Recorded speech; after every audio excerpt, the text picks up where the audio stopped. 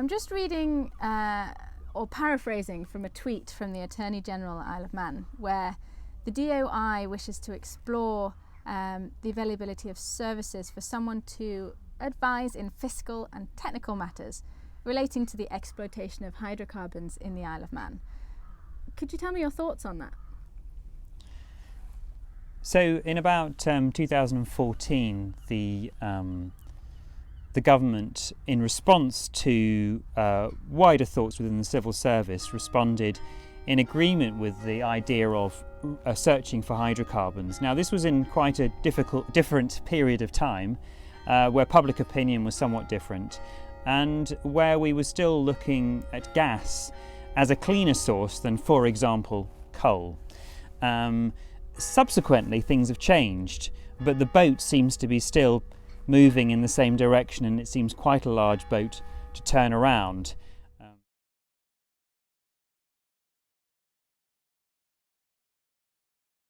Howard Quayle, in his interview, mentioned that it wasn't fracking.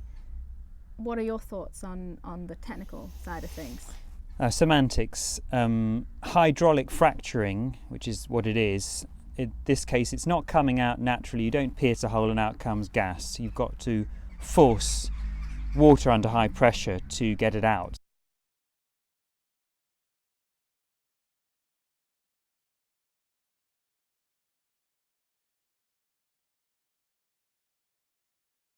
And the second thing he mentioned was that the idea was that we'd follow the Norway Model.